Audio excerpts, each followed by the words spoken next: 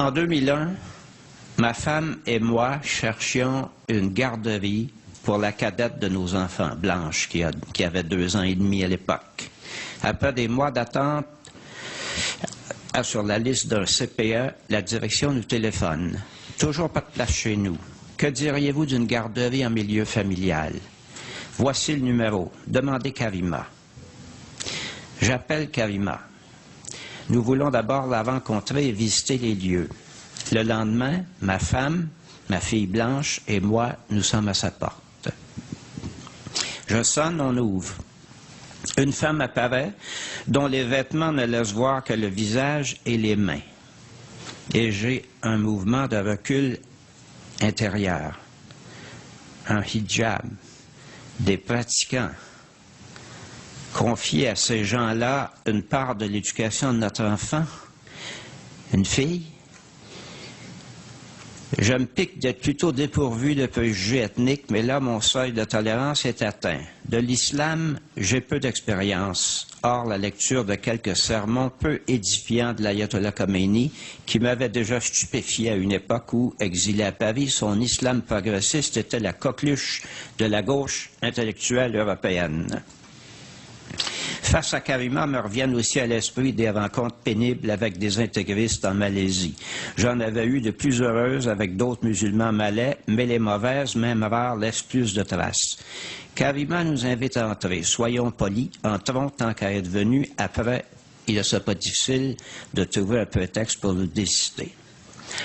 5 minutes ne se sont pas écoulées que mes préventions se sont ramollies. Tant on sent partout dans ce foyer l'amour des enfants, dans la décoration, les jouets, l'arrangement du jardin, le bonheur manifeste des petits eux-mêmes. Ma femme et moi rentrons à la maison en nous disant « essayons voir ». Les 18 mois qui suivent seront pour notre fille une merveilleuse période d'épanouissement social, aux côtés d'enfants de toutes origines, certains musulmans, d'autres pas.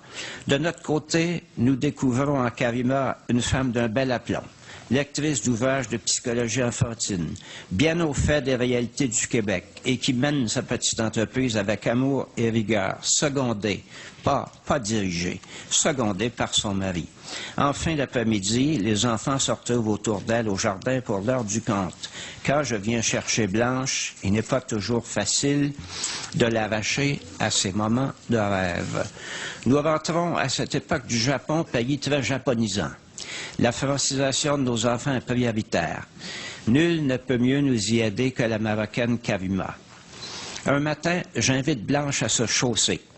« Viens mettre tes petits bas. »« C'est pas des bas, c'est des chaussettes. Karima l'a dit, » me corrige-t-elle. Avec Blanche, Karima s'y prend mieux que nous, je crois. Nous avons alors 4 enfants. Blanche est le bébé, et ça paraît par moments. Tout ce qu'il lui faut, c'est un peu de fermeté, me lance un jour Karima, et ça lui manque. Elle s'arrête, l'air un peu inquiète de ma réaction aux 4 derniers mots qui lui ont échappé. Touché. En plus de principes d'éducation clairs, Karima a des principes tout court. Cela ne l'empêche pas d'apprécier l'apport de gens d'autres cultures. J'ai été éduqué par des religieuses françaises, me dit-elle un jour. Elles m'ont transmis une valeur, le respect d'autrui. Aujourd'hui encore, quand on lui parle de Karima, le visage de Blanche s'illumine. Les visages de Karima et de son mari s'illuminèrent eux aussi le matin où je leur ai appris que j'avais manifesté la veille avec 100 000 Montréalais à 26 sous 0 contre le projet de Bush d'envahir l'Irak. Aucune haine des Américains chez eux, mais un brin de fatalisme. Vous verrez, il y aura la guerre quand même. Au cours du débat sur les accommodements raisonnables, j'ai souvent pensé à Karima, à son mari, à leurs 3 filles et aux nombreux musulmans du Québec. Ce chauffeur de taxi, par exemple, qui me confiait timidement son désarroi. Après avoir fui les excès des intégristes en Algérie, il doit parfois, comme musulman, faire face ici aux insultes de quelques passagers ignares. Nous sommes tous susceptibles d'avoir peur de l'inconnu. Comme cette femme musulmane qui a été discrètement malade au moment de partir à la rencontre des gens d'Hérouville. Du si bon monde pourtant, j'en doute pas. Ma femme et moi aussi, nous étions inquiets la première fois que Karima nous est apparue dans l'embrasure de sa porte. Le 11 septembre 2001 a eu son effet. Mais pensons-y bien, Et il y a 150 000 musulmans au Québec. S'ils étaient tous des poseurs de bombes ou des lapideurs de femmes adultères, si même 1 sur 1000 l'était, n'aurions-nous pas infiniment plus de problèmes que ce n'est le cas? Naturel donc est la peur de l'inconnu, mais trop naturel aussi la tentation de l'exploiter, sans penser aux conséquences, pour vendre de la copie, augmenter sa cote d'écoute, engranger un vote vite, comme on dit parfois de certains entrepreneurs qui veulent faire une pièce vite. On pensait que la liberté de croire comme celle de ne pas croire et de pratiquer ou pas, selon sa conscience, à condition de respecter aussi la liberté des autres, faisait partie des conquêtes de notre civilisation. Le principe est remis en cause à la fois par une majorité plus traditionnaliste qu'on ne le croyait, mue par la peur de l'inconnu, et par la frange intégriste des laïcistes, dont la prétention fait parfois sourire. Les religions sont la cause de toutes les guerres, écrit un lecteur de la presse. Vraiment. Staline, Hitler, Pol Pot étaient donc des grenouilles de bénitier. À la vérité, les responsables des guerres ne sont ni les croyants, ni les incroyants. Ce sont les intolérants. Ceux qui vous en veulent de croire ce qu'ils ne croient pas ou de ne pas croire ce qu'ils croient. Grâce à Karima, Blanche Sora est pour la vie, qu'on ne juge pas,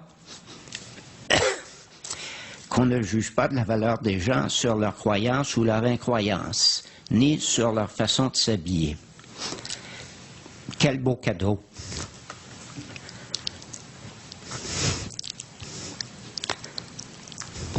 Quel beau cadeau que cette rencontre avec Karima. Pour nous. Pour Karima et pour Blanche. Pour le Québec, dont elles font toutes les deux parties.